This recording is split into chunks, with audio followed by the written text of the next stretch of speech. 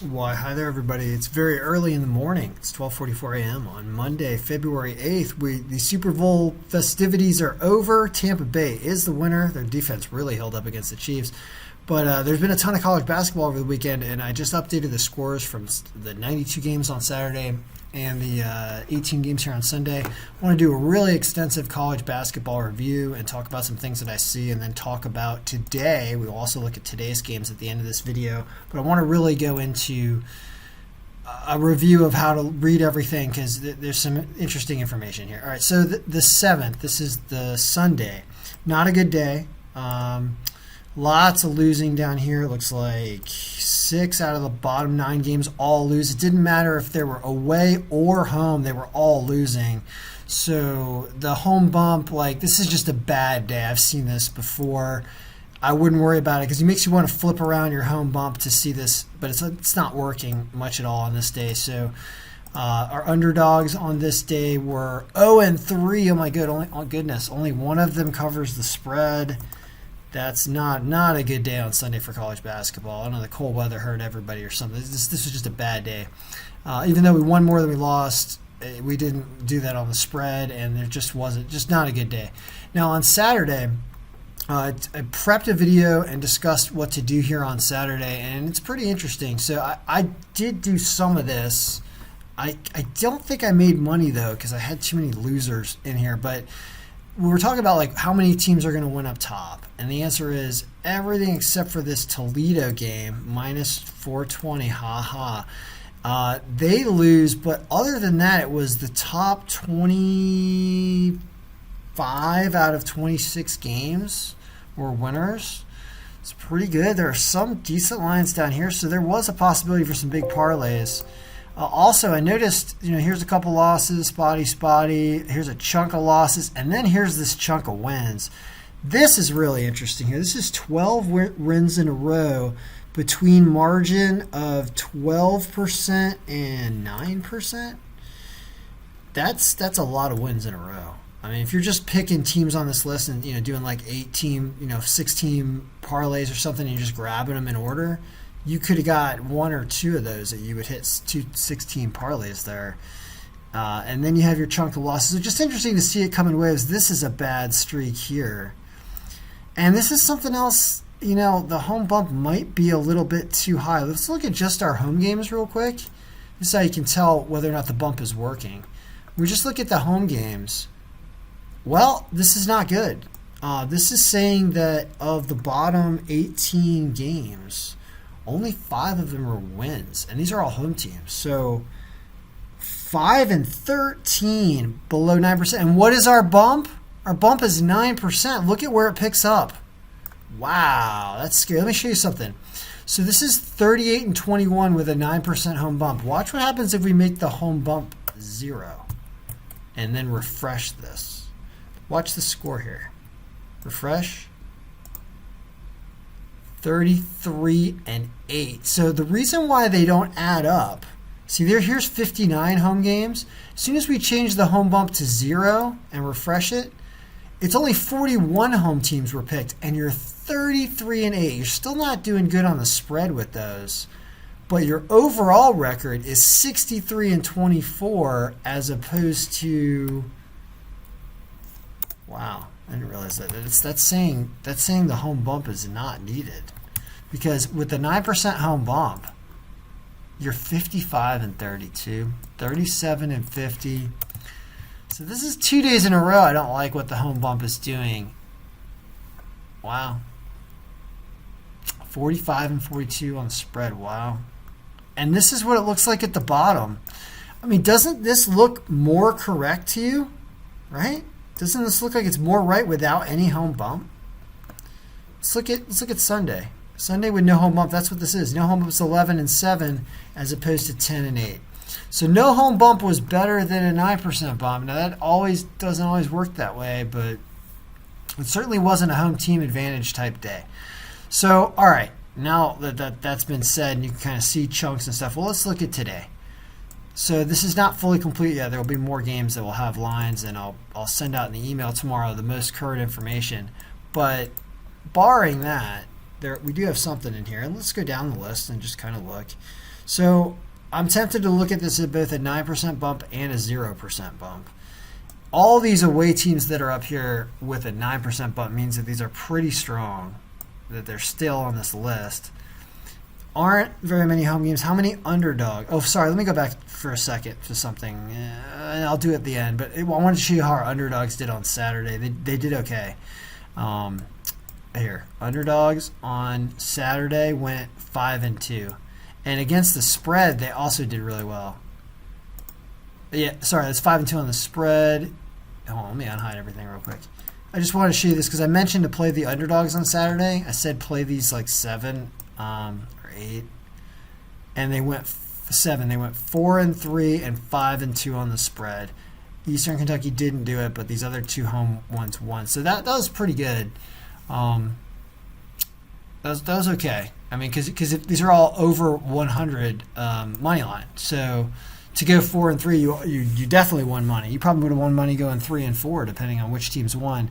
Looks like California Baptist did lose and did not cover either, so that didn't work out. But all right, let's go back to today. Sorry, back to today. Well, the reason why it made me think of underdogs is, do we have any predicted underdogs for the day? And the answer is we have 2, and one of them is home. Hampton is home against High Point, and the margin is 6. North Carolina Central is away, and we have a 9% home bump. So if we have a 0% home bump, like Hampton's not going to be on here. Boom, we have 2 different ones at a 0% home bump because they're both away teams, and we're not bumping the home team at all. And this Jackson State over Southern is a possibility at that point. I'm still going to leave the 9% home bump in there because I just know historically I don't want to say 2 days is not enough to get rid of the bump completely. But if we keep watching this, the margins get more reliable, then the bump can be reduced. So, all right, so these are our 2 potential dogs, Hampton especially because they're at home. So there's that. What else? Let's look at this. Any good lines here? Lafayette, which is Louisiana, at home against Loyola, Maryland, minus 161. I got to do something about these projected scores. Nobody's putting up 189 points. So this is a pretty good line for Lafayette according to our margins. What else we got here? Graham's away. What about just our home teams? Furman at NC State Greensboro, Southern at Jackson State, which gets flipped around if you don't have a home bump. Yeah, these 2 would get flipped around if you don't have any home bumps. So, I mean, this is a good line at least. This plus 116 for Hampton is a good line at least. This is not really a good line at minus 175. So this one's a little more reliable, this Furman game. But Lafayette's a pretty good line. So all right, so pick of the day wise, I think it's going to be Louisiana Lafayette. How many games do they have? They have only 8 and 5 games. Sorry, take that back. So these teams have not played enough games. That's what this red means over here. So green means they've played a lot of games. Yellow means they've played somewhere in the middle amount of games. And red means they're on the low end of the spectrum of teams that are listed for the day. So that nullifies that. That's not a pick of the day because these teams haven't played enough games for this thing to be super reliable. So, man, I don't want to say Hampton at home against High Point. But they both got 15 games, projected scores, because they're both really bad teams. There's that. They're both awful. It's kind of a tough day. I mean, okay, here's somebody with... I wanted to take a look. I really don't have too much to say about this day. We agree with Vegas on everything except for Hampton and NC Central. But if you got rid of no home bump at all, as we saw that last couple of days, then it flips around. Furman is still there against UNC Greensboro. Okay, North Carolina Greensboro. That might be my pick. Minus 3.5 has them scoring a lot of points. I think Furman minus 3.5 might be the play there. Their operating strength is positive. Okay, so here's something else I wanted to check before I stop this video. So did our operating strength mean anything in any of these days? And the way we're going to be able to check that is we're going to look at operating strength. We're going to sort by operating strength, ascending, and what that's going to show, operating strength, is teams that were the most injured show up on top right here. And I wanted to see, well, do we see a pattern about these teams losing because Vegas is overestimating this team because it's tough to keep track of every player's injury and that impact on the game. We're awesome at doing that because we have the coolest Excel algorithm ever, and so we can do it automatically. But it's not always being done by handicappers because you don't know who's injured. You don't go through everyone's injury report. So look at all this. How about this? Look at all of these teams not covering the spread. How about that? That's pretty crazy. That was on Sunday. So, and 3 of them lost. And two of these were favorites. This is a negative 570, and they had 64% operating strength. Stanford against Cal. I mean, damn. Oof. But you should have taken Cal plus the points. Easy money. Get that game right? Yeah, they ended up losing. Wait a minute. Yeah, they won the game, but they didn't cover. Sorry, you'd want Cal plus 10. Anyway, all right. So that was Sunday. Well, how'd this do on Saturday? Our operating strengths. A lot of injured teams up top, and the ones that were missing a significant amount. Let's say 95%, right? 96%. Those are these games. Look at all that losing. That's super interesting. That's 19 games and only 6 wins. So 13-6 is what these teams did on the spread against these teams that are hurting. This team is hurting with injuries, as noted over here. And Oregon was the most hurting against Washington, and they did not cover the spread, even though they won the game. Rhode Island was super hurting against Massachusetts.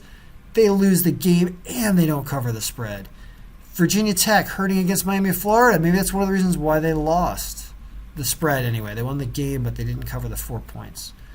This is interesting. Like, we look at all that, right, to 92. That's 13 games. You go 10-3 on the spread with this team. Very, very interesting stuff. So that is good to know. I mean, what does that then say about? Let's just look at today. Sorry, X this out. Look at today. These teams now pop up at the top. You got a San Diego State team that's injured. It's still at negative 5,000, so I don't think you can do much with that, other than say maybe they won't cover the spread, right? But San Jose State sucks. They're awful. Kansas is hurting against Oklahoma State, and they're minus 200. Now, they are home, but their margin is super low. This is the kind of thing I'm talking about. So let's open up everything for a second. I want to see what the other side of this Oklahoma State game looks like. This might be the pick of the day because this is sneaky. Oh, right, because...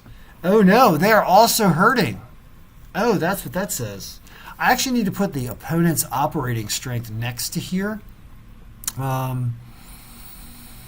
so that we can compare the two, because I couldn't tell by just looking at it the other way that Oklahoma State is hurting. All I saw was Kansas State is hurting, but it turns out Oklahoma State is actually at an 85% and is less. So one of the things I'll add is I will change the cube around and add in the opponent's operating strength as well. I'll show you how to do it right now. Watch this. So opponent's operating strength. Let's not wrap all this stuff up. Opponent's operating strength would just be, I have the, we can use something called an X lookup, and they're all going to be the same for the history. So, okay, equals, if this is an away, oh, we know it, do we have the opponent in here? Yeah, the opponent's over to the left. Hold on a second. So I have I already have the opponent's information over here, so we're just going to reference it. That's the opponent right there.